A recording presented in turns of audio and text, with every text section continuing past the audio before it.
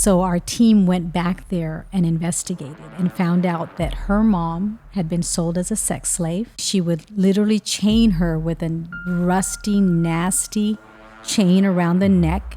And during the day, people would throw scraps of food, even dog poop, whatever. And that's what the child would eat. And then at night, people would have their way with her. And she was being exploited. But were you scared? Because it involves a lot of influential and powerful people too. It is very lucrative. A bag of drugs, one and done. It's finished. Whereas a little body can be used again and again. It's much more profitable. Because we realized when we first went there, these are brothels, that the children were not in school. And they were running around and they had devices. As poor as they are, they have devices. And we said, why aren't they in school and what are they watching? And they were watching porn. What's the role that the U.S. is playing right now in this big issue? The pornography empire. A lot of it has its roots and its biggest corporations here.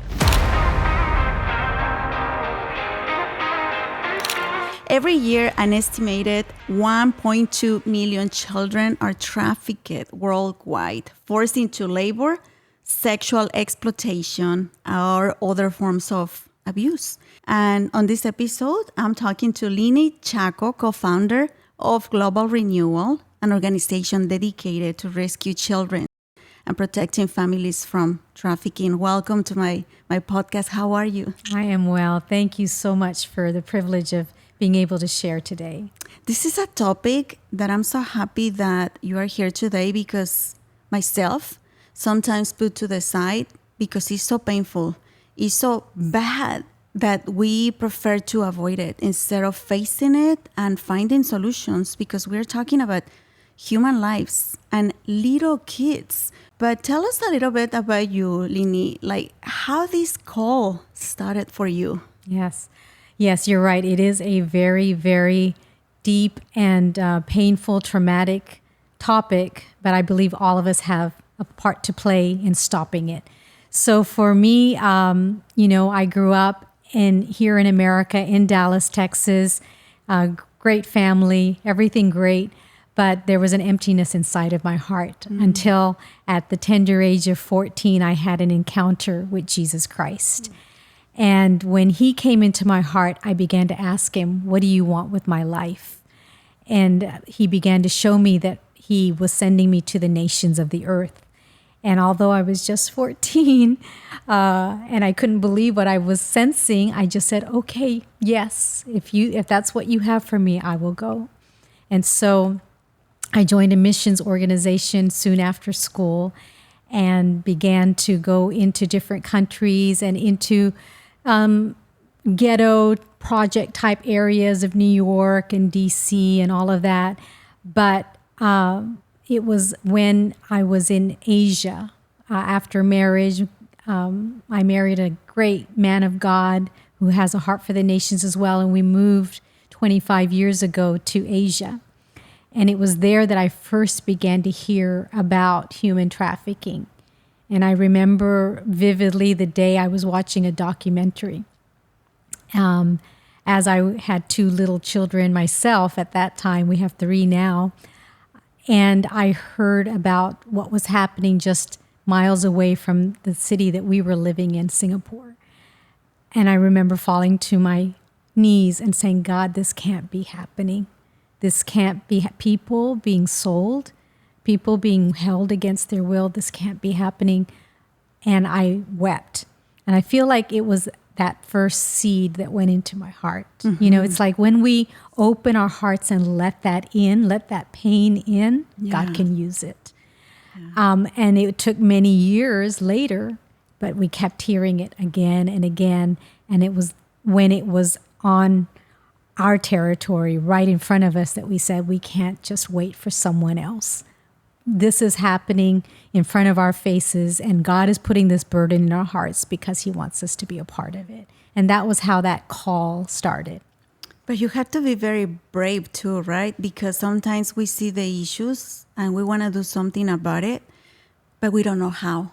And we think that we have to have the solution already. But by little things, we can help these big causes, right? How did you start actually being part of this movement, saving children's lives? So when we first saw that a brothel opened across the street from our Bible school that we were running at that time, and it was frequented by people in uniform, and then two of the young ladies ran over to our facility and said, we did not sign up for this. Our parents actually paid money to the recruiters who are actually traffickers. And we thought we were going to work in the big city and wait on tables or something in the service industry. And here we are servicing clients day and night. And in that nation, it was a predominantly Islamic nation where our ability to help was very limited. And knowing that these people were in uniform right across the street, we were like, we can pray for you, but we can try to contact your parents, but we don't know what else we can do to help. But at that time, we were also working in another nation that had more freedom. And so we said, what can we do to help you to other organizations that were already in the work? And we went there and just said, how can we assist you? Make you coffee in the morning, take out your garbage. What can we do to make your job easier? And that was when they said, look, you're already going into the villages, helping the people of the village. Why don't you teach prevention? So they trained us in how to teach prevention, basically teaching them not to sell their children, which is a very huge problem in that part of the world, and also how to identify a trafficker, and also teaching the children good touch, bad touch, and what to look out for. So we began to do that in different villages, and that was when God brought the first rescue into our lives. So pretty much you guys were serving as missionaries, right? With church, talking to people about God. Yes. And they came to you. Yes. They came asking for help, and it transformed your mission. The purpose call that you got since 15 was finally getting the form and the real work that God wanted from you, right? But were you scared? Because I think this is a topic that most people are scared of. They don't want to talk about it, right? Because it involves a lot of influential and powerful people too. I think when we encounter the pain, especially of the little ones, any fear went out the window. Like, it doesn't matter what they do to us. And if I may interject, I didn't share this with you earlier, but right about the time that we received our first rescue, that young lady, we were going from one city to the other in this country, trying to figure out where we were supposed to start, how we were supposed to serve. And as we were doing that in another city of that nation, I had an experience where I collapsed. We were running around, having meetings. I was with 3 other powerful ministers, and I had been up all night just purging, in every sense of the word, purging everything. But I had brought these people on the trip, so I couldn't stay back. So we kept trudging forward. After our meetings, we had lunch, and the ladies that were with me wanted ice cream. And in my head, I'm like, please. But, you're the host. You know how it is. So we went across the street to where the ice cream shop was. And as soon as I walked in, I heard someone calling out to me. And I looked up. There was like a little upper area, and there was a young lady that we had ministered to the day before. She was from America, and she was a registered nurse. And we had prayed with her, and God had touched her. Anyway, so I said, I'm so glad to see you. I'm not feeling well. And I'm talking to her, and suddenly the room is spinning. I'm like, I need a sink or something. And they're taking me to the area, but I collapsed. And as I collapsed, my pulse She's checking this registered nurse, no pulse. There is no breath. My eyes roll back. My skin starts turning pallid. And she's panicking because there's no 911 in that country. And she starts shouting to the others. It's a little ice cream shop. And they come running and she's like, what do we do? What do we do? And one of them, she's a pastor. She said, we need to come into alignment and call her back. So they began to go into warfare mode right there in the middle of this little ice cream shop. And while they were doing that, my spirit went somewhere. And I don't have words, and I don't even like talking about it because my words feel this itty bitty compared to what I experienced. And I feel like it was just a peephole into eternity. And first I saw orbs of light, and they were communicating with me wordlessly. I think they were people that have gone on to heaven.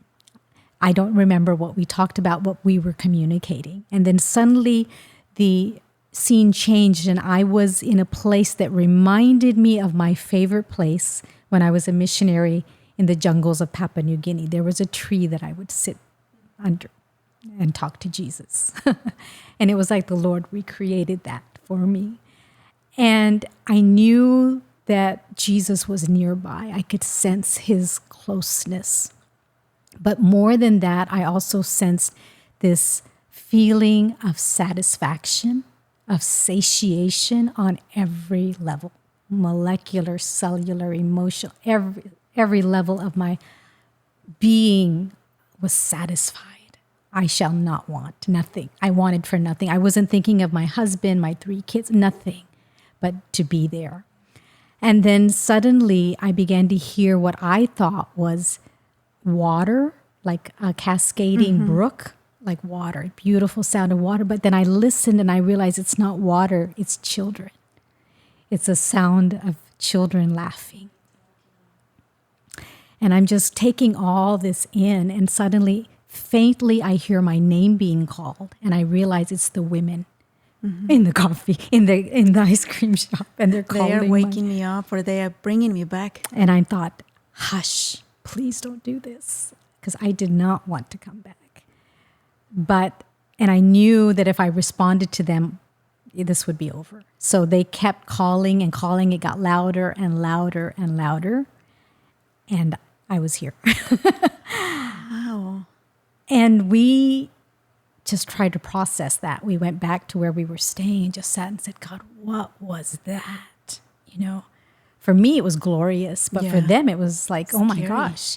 And what the Lord said was that not to compare me to Jesus in any way, but something dying in the ground to bring forth fruit, you know, that this was because our inheritance is in that land. And that was Cambodia, by the way. And so when you ask me, am I afraid? I'm like, what can they do to me? You know, take me out and let me go back there, bring it on. To the beautiful place and exactly that you already experienced. Did they give you an explanation, like a medical explanation of what happened to you during that time? I mean, there's no one you can go to there for such an explanation. The young lady, the nurse, said she died. And she came back, that I was gone for a few minutes. I did talk to medical professionals here when I came back, and they just kind of sat there with their eyes wide open, like, okay. I believe it was a taste of eternity. And it was also to say that there is nothing here that can compare to there, that all of this pales in comparison to what awaits us. And so that fear of death, that sting is gone. It's not there, you know, so that we can go into wherever God sends us, to whatever scenario. And there's no fear. But also give you like even a stronger drive to your call, to your purpose. Yes, to make the children laugh again. Yeah, the ones that need us the most. And the ones that for some reason, the evil people likes to abuse. And some of the words are so strong that I don't know how any human can even pronunciate the words. I don't know how there is humans that are able to damage kids in such a horrible way. You told me about the very first experience helping someone, and it's not something that you planned. It was something that kept showing you what the organization is today, right? 25 years later. So we call her Ruthie, Princess Ruthie. Her name was actually a female body part before. That's how they referred to her. But as I said, we were going into villages and teaching prevention. And as we were doing that, a little child that looked 4 years old came up to the front. And she just stood there, and I saw someone grab her by the arm, take her away. And as we're speaking, I see them hit her across the head. And so I really fast forwarded because I was very concerned. And as soon as we finished, I said, "Where's that child?" And they said, "What child?" I said, "The little one that came up here." They said, "Oh, she's the village idiot. Don't worry about her. She's not worth your time." And we said, "No, we want to see her." So they brought her to us. And then we realized she was special needs. But she was caked in dirt. She had gashes on her head, on her body, and a beautiful smile, even then. And we just looked at her, held her, prayed for her. But God would not let us stop thinking about her. She was just before us all day long. So our team went back there and investigated and found out that her mom had been sold as a sex slave and had died 6 months prior of HIV. Her aunt, the same story. And those two women's mother, so this child's grandmother, was her caregiver. And by caregiving, she would literally chain her with a rusty, nasty chain around the neck to the door of the hovel that they lived at.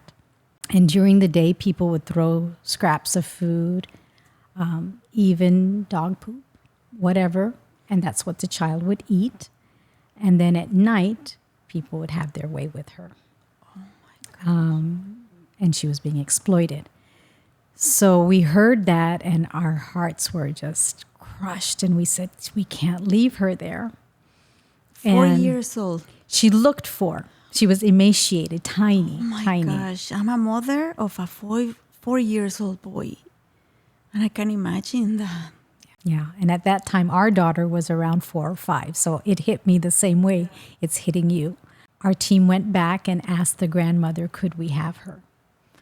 And we expected that she'd fight or ask for money, but instead she said, where do I sign? And she signed over the rights to us. So we brought home this child. It took 4 baths to finally see her skin. And then we took her to a doctor, and when he examined her, he, being a man of that country, was astounded at the amount of sexual trauma she had endured. We just loved on her and fed her and sang over her. She became the joy and the delight of everybody there. She can't communicate very well verbally. She's pretty much nonverbal except for some words.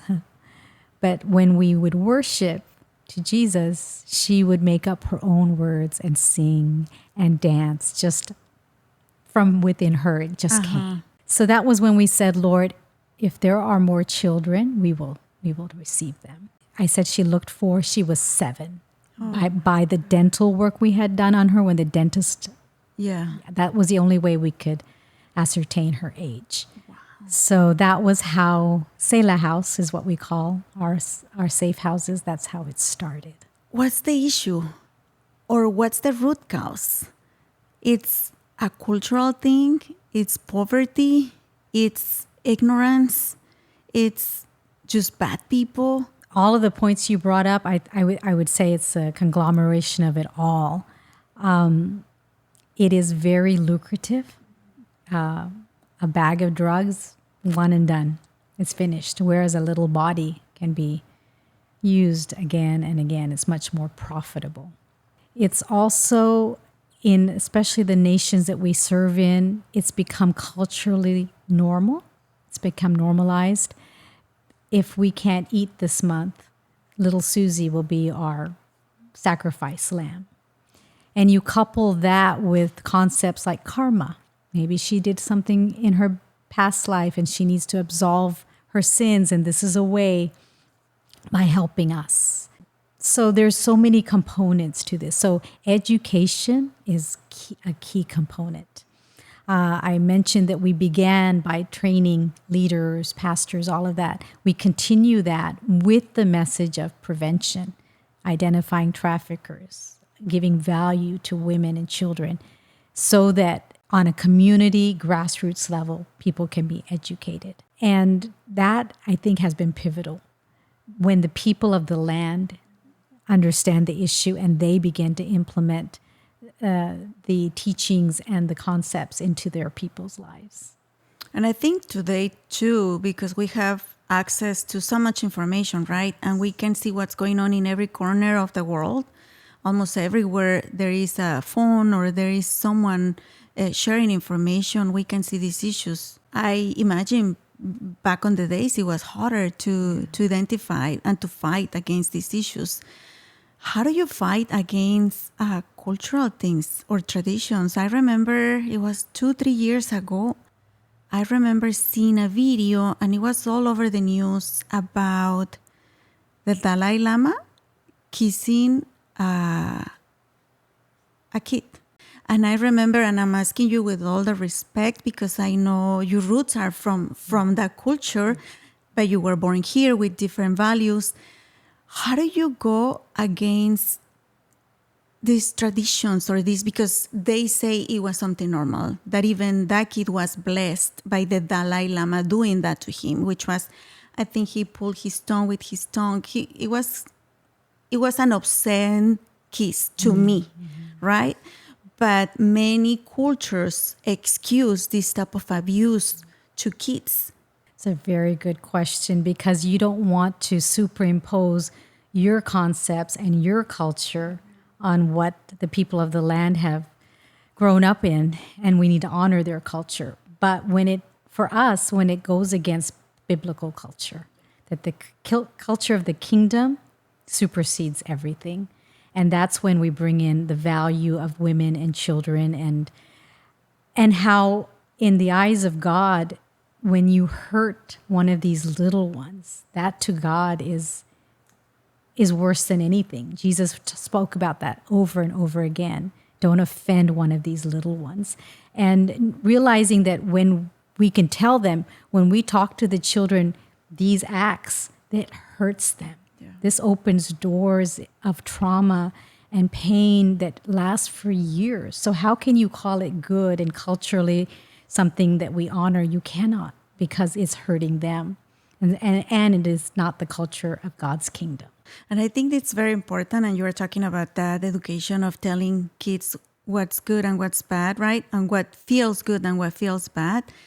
But that is true. Like, I remember being a little girl, I knew, like, if someone was getting too close to me, it was uncomfortable. Some kids don't know how to express that. And if adults are telling them, oh, that's normal, they have to follow what adults are telling them. And at the end of the day, it's our responsibility as adults, and we're the ones damaging them. So there is one side of the issue, right? Like educating kids. But the biggest part are the adults. Yes. How are you educating the people to know that that's not okay? And I go back to countries like the US and Mexico that I know, where this is a huge issue too. How can you tell adults, again, this is not okay? Because they don't have that excuse of ignorance, right? Most of this, if everyone that I've dealt with, it's for money. And some of them not because they are wicked people, honestly, even parents that have sold their children. Again, when it's normalized for generations, this is what we've done. Say in Cambodia, it's a nation that just 30, 40 years ago went through a genocide where 2 million people were wiped out.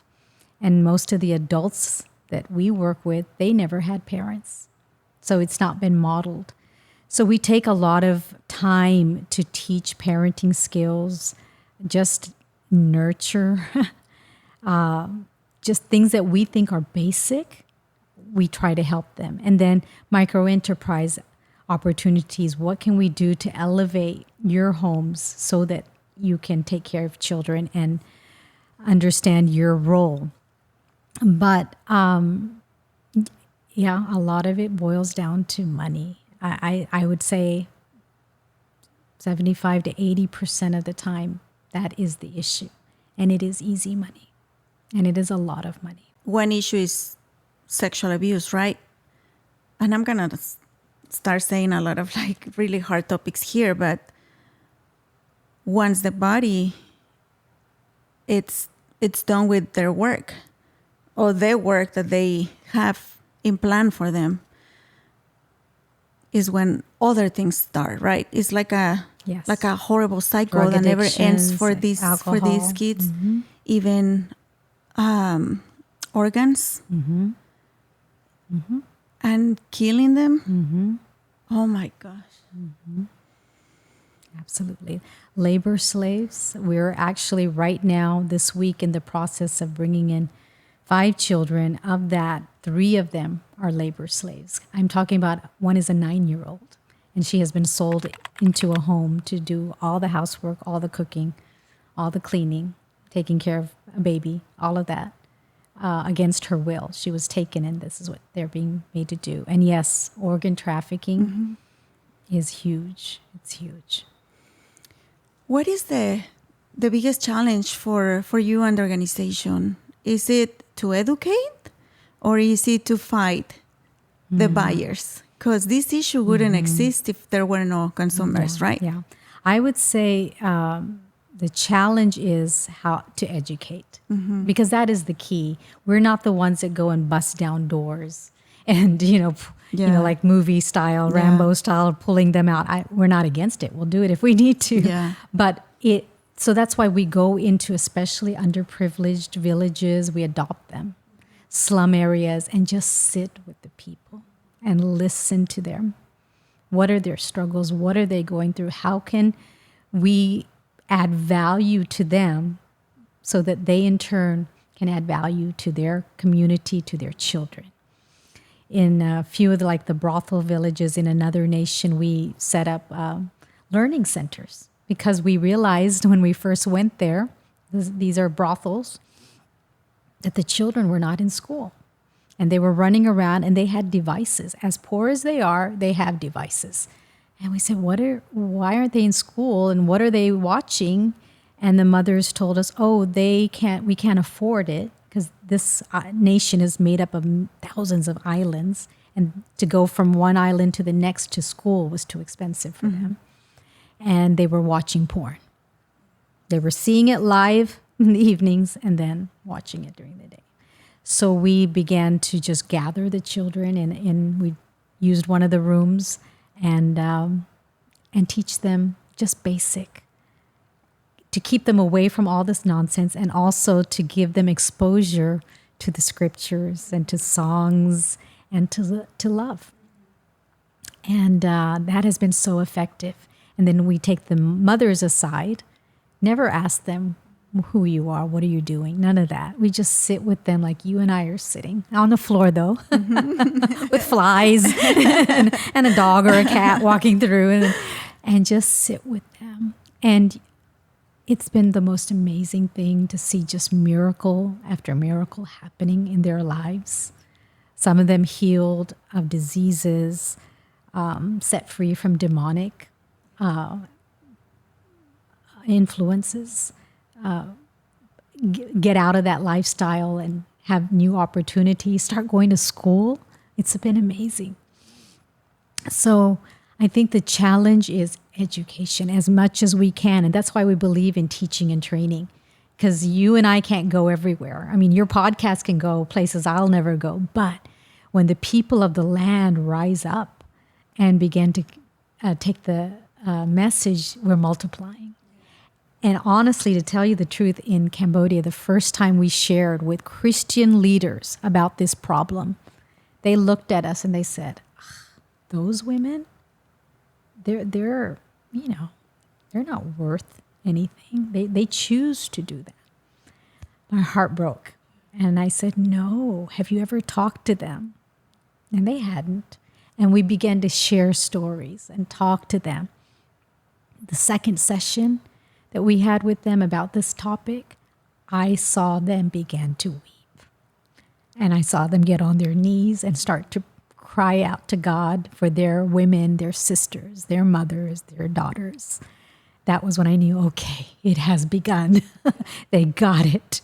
And they have become our eyes and ears. Many times they're the ones that are calling us in the middle of the night and saying, hey, there's a case some mom is about to sell their 3-year-old son, and we can go and run and get that child. And rescue them.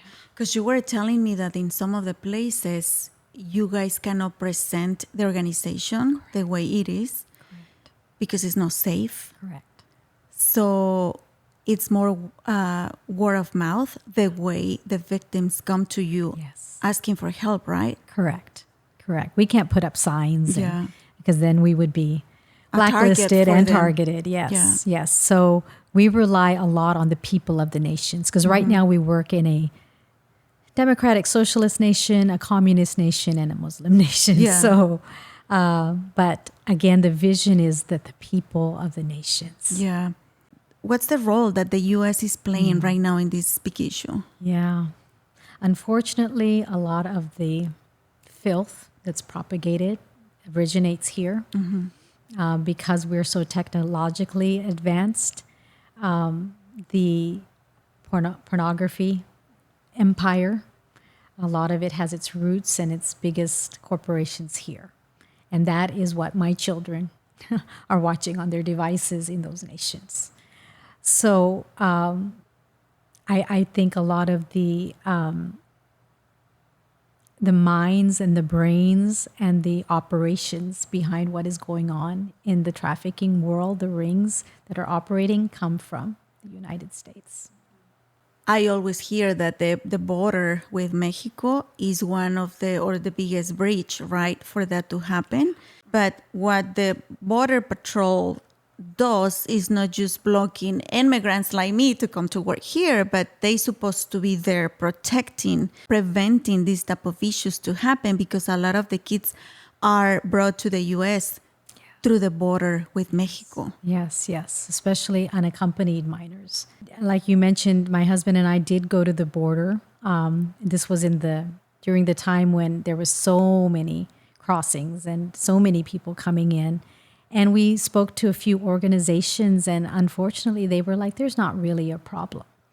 But now we're reading of so many reports of buses of children that have been trafficked that came through those means and were sent to different cities and very beautifully planned and well thought out how this business could thrive through these children.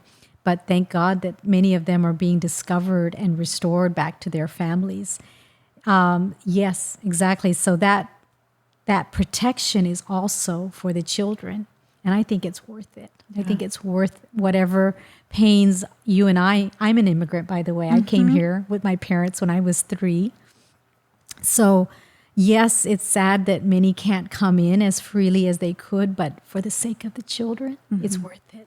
Do you think the government have a lot to do with this issue? That's why it's so under the ground and it's so covered up and hard for organizations like yours and many others in the world trying to help these kids? I can speak for the nations that we serve in that that is a huge issue because there's so much corruption and there aren't as many ways to block and to have checks and balances that are real. In those nations that we work in, you can pay under the table and get anything done. And that is very sad. But it is true that many governments are profiting from wickedness like this. When we talk about traffickers, we always go to the movies, right? Back to the movies, how they look, how they paint them on the movies. Who are the traffickers? The majority of the traffickers that we encounter are actually family members of these children. And the first time I had to meet one of them, my blood was boiling and my fists were clenched. I was ready to give it to them. But when I saw the man sitting across the table from me, I saw a broken little boy. And as I talked to him, I understood that he himself had gone through so much. And I actually had the opportunity to lead him to Jesus that day. And that was when I realized that not all, but many of the traffickers are broken people, just like you and me, but for the grace of God. What would we be like? So seeing them from that perspective has really transformed the way I deal with them. And it's always with redemption in mind. So much so that we work with these parents to reintegrate the children one day. That is our goal. Not because we don't want to keep the children forever. We do. We wish we could keep them forever. We fall in love with each of them. But when we ask them, what can we pray for? They always say, pray for my daddy, pray for my mommy, that they would know Jesus, that they would have food to eat. That is their prayer day and night. And we realize they love their parents, even the parents or family members that have sold them. These children love them. So once a week, we open up a facility that is a neutral location, and we disciple, teach, impart into these people, the parents. We do parenting classes. We give them time to bond with their children. And we monitor this over a year or two. And also microenterprise or business opportunities so they can elevate themselves to have enough to care for their children. And when it is time, we will reintegrate them. And it is the hardest thing for me. Yeah. And then we monitor, yeah, and we keep in touch and make sure the children are staying in school and have meetings and all of that, because that is the goal. Because God loves family. Yeah. God loves family. Yeah. And kids need mom and dad. Yes. And when they understand and when they know they're forgiven, Mm-hmm. and here's another chance. Yeah. It's amazing what happens. What's the role of technology in this issue? Yes, I mean, I'm not an expert on this at all, but in my viewpoint, it's so much of the recruiting, especially here in America, is done, and somewhat in Asia as well. We've come across several cases like that where they are brought in, and honestly, I go here in Dallas to an area where all the prostitutes are, with another organization that we're connected with, and it breaks my heart to talk to these girls and realize they come from normal homes, home like this one. There were a few that were pastors' daughters, and they come because of the lure of money. And a lot of them, because something had been done to them and they feel dirty. So why not? And make some money on the side too. So technology, all of these platforms, there are so many people posing as their age, whereas they are older, and luring them into these scenarios. Of course, with the rise of AI and manipulating images and putting that on the children, that I'll release this if you don't do this. Gaming, I know, because a lot of that is you're talking to people remotely and you don't know who they are, and you can get swept into something or even another lifestyle. I've been dealing with that with someone because of the people that you're associating with, the table that you're eating at, what you're partaking of. So that monitoring and that communication is so important. And we as parents, don't be afraid of being a parent, right? Like we feel like we need to be our kids' friends. Yeah. And my kid comes to me sometimes saying like, oh, you're not cool, you this. And I'm sorry, mi amor, I'm your mom and I love you. But also part of my job is to protect you and to discipline you. Something really funny that happened a couple of days ago. He's like, Mom, I'm older now. Like no one can go in my room because my husband went in to check his room. And of course he got mad because the room smelled bad, right? And he's like, oh, Caleb, you need to clean your room.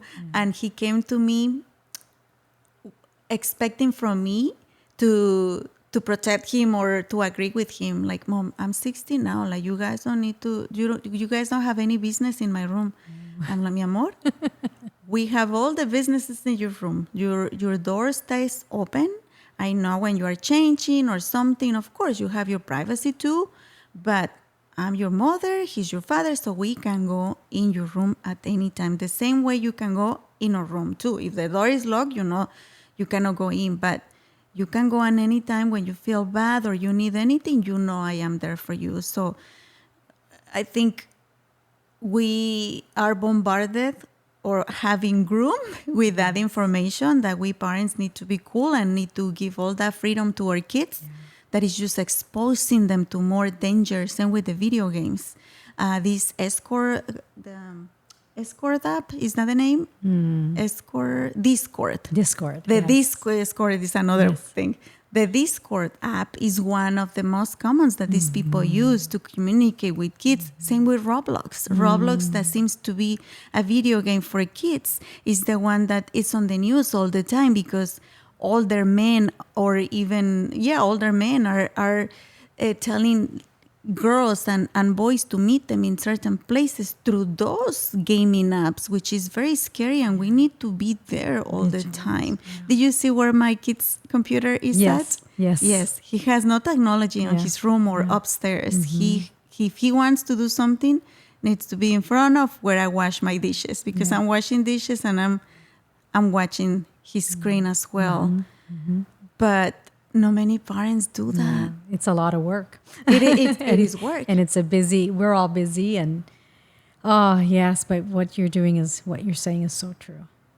Was there a moment where you felt like you couldn't keep going with this work? Yes, there was. There was a time when our own biological children were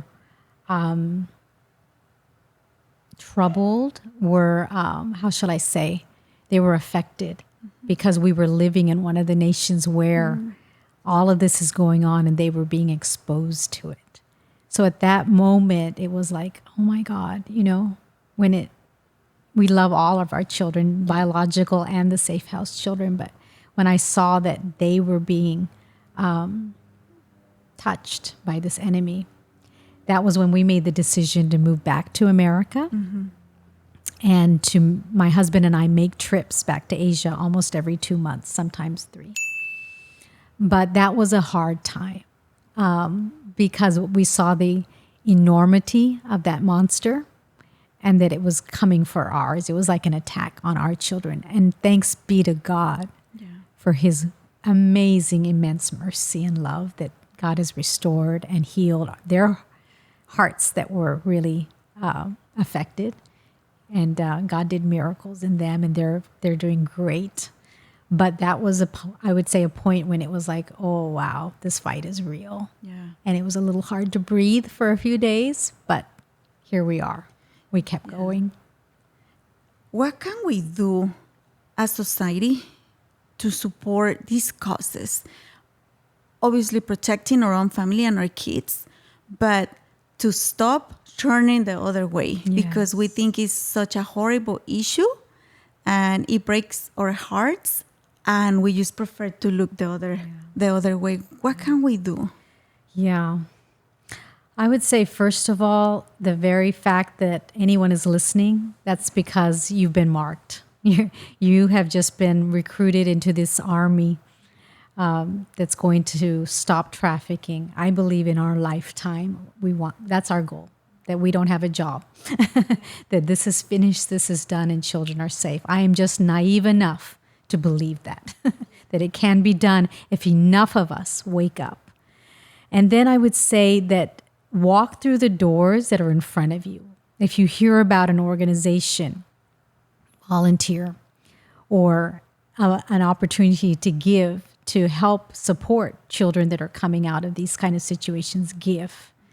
And then I would say, more than anything, that every one of us can do is pray. And prayer moves things and changes things. I believe that every child that we have received has been an answer to prayers. That things that looked impossible and we were able to extract them and bring them to safety. I know it was angels working on our behalf. So look for the opportunities, and the ones that you have in front of you, walk through them. And then, like we were just talking about, protect your children. Don't let them become a casualty, even their friends and the neighborhood. Let's go back to being involved with people and looking at children and talking to them and understanding that some of them don't have a safe place to share or to talk. And just being neighbors to each other again, and friends and family. Look out for one another. Let's wake up from this robotic, being on the screen and going to work and being on a screen. And this life that we have all adapted, and be intentional with our own spheres. And then I believe God will keep opening, and then this giant will come down. If you go back to that moment where you collapsed at that ice cream shop, and you see these 25 years of the organization, what can you tell to that woman in the floor, going to heaven and being pulled back to this world? Oh, wow. That's such a good question. I would tell her that it's worth it all. I would tell her there's so many children, hundreds of children whose lives are going to be changed and who are going to have dreams and visions and a future and a hope. Families that are going to be transformed. Communities that are going to rise up and be healed and whole and affect their regions. I would say it's so worth it. Get up and keep going. The prize is waiting, and the prize is just that laughter of those children again. Thank you so much for all the work that you do through the organization. Thank you so much for being so brave. Almost no one wants to take this hard work, right? And especially a woman, because this is still male-dominated environment. So thank you for being that brave, and thank you for coming back to keep this fight. Where can people find the information, the website, and where they can see more information? And even if they are watching this episode in another country and they know of victims that need help, how can they contact the organization? Yes. Thank you. Thank you so much. Our website is www.globalrenewal.org, and that is where you can learn more about us. You can send us an email at info@globalrenewal.org, and we would be happy to get in touch with you.